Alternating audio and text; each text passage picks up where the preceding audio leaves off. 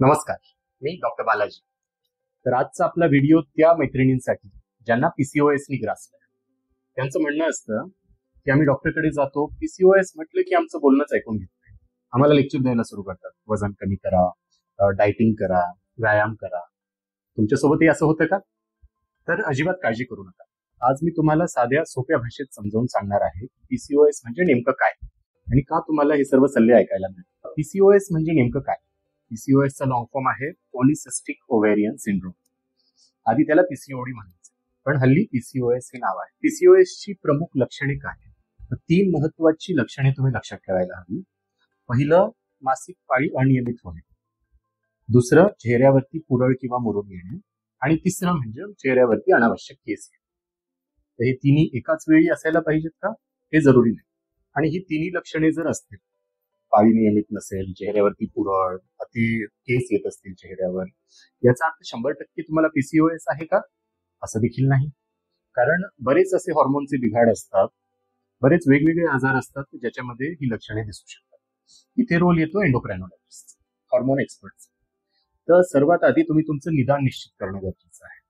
फक्त पोटात दुखतंय, पाळीच्या वेळी खूप त्रास होतो, मूड फ्लक्च्युएशन्स होतात, सोनोग्राफीमध्ये ओव्हरीजमध्ये सिस्ट दिसायला लागलेत, किंवा चेहऱ्यावर पुरळ आणि पिंपल्स येत आहेत, कोणीतरी लेबल करून टाकलं पीसीओएस, असं नसतं. तुम्ही डॉक्टरांना भेटणं गरजेचं आहे आणि तुमचं पीसीओएसचं निदान एका एक्सपर्ट डॉक्टरकडून होणं अत्यंत गरजेचं आहे.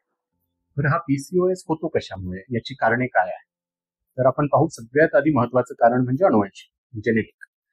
आईला पीसीओएस होता, मावशांना पीसीओएसचा त्रास होता, कधी कधी आजीची सुद्धा मासिक पाळी नियमित नसते. तर अशा मुलींमध्ये पीसीओएस होण्याची रिस्क थोडी जास्त असते.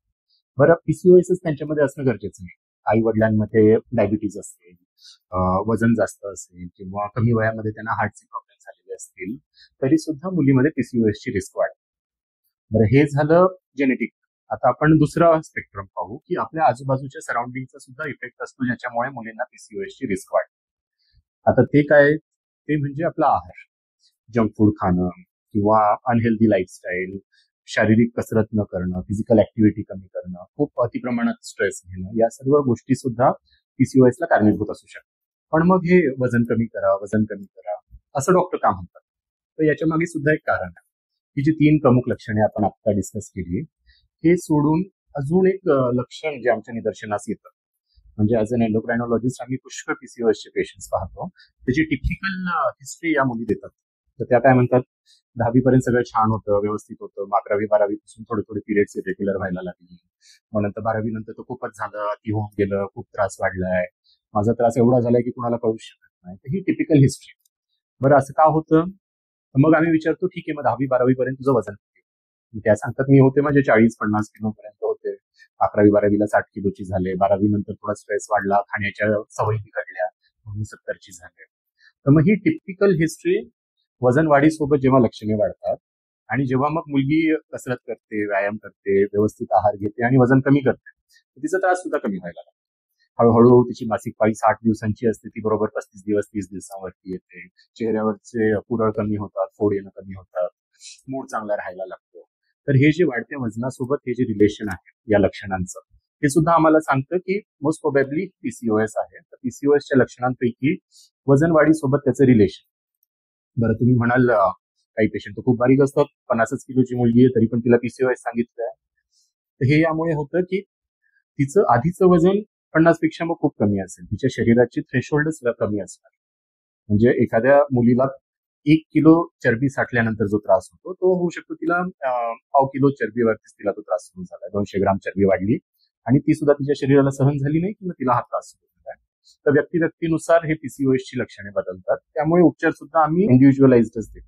तर आणखी खोलात जाऊन सांगायचं झालं तर नॉर्मल स्त्री जेव्हा जन्माला येते, ती 2 ओव्हरीज सोबत जन्माला येते. त्या ओव्हरींचं कार्य काय असतं की पुरेशा प्रमाणात स्त्री हॉर्मोन तयार करणं, आणि प्रत्येक नॉर्मल स्त्रीमधली ओव्हरी अल्पशा प्रमाणात पुरुषांचे हॉर्मोन देखील तयार करते, अँड्रोजन किंवा टेस्टोस्टेरॉन सारखे. पण मग आपण पीसीओएसची रुग्ण पाहिली तर तिच्यासोबत काय असतं, ती जेव्हा जन्माला आली तर ती जन्माला आली सेन्सिटिव्ह ओव्हरीज सोबत. तिच्या ओव्हरीज जन्मतः सेन्सिटिव्ह आहे.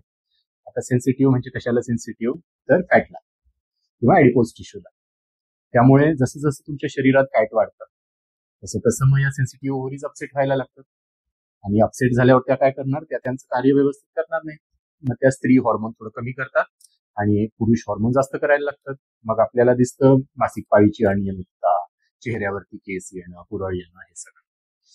म्हणून मग आता सेन्सिटिव्ह ओव्हरीज आपण करणार काय, आपण ओव्हरीजना तर बदलू शकत नाही. मग ज्या गोष्टींनी त्या अपसेट होतात त्याची आपण काळजी घ्यायला. जसं घरात एखादं बाळ आहे, ते बाळ, काही बाळ खूप सेन्सिटिव्ह असतं, थोडंही बोललं की वाईट वाटतं, अपसेट होऊन जातात, रडतात.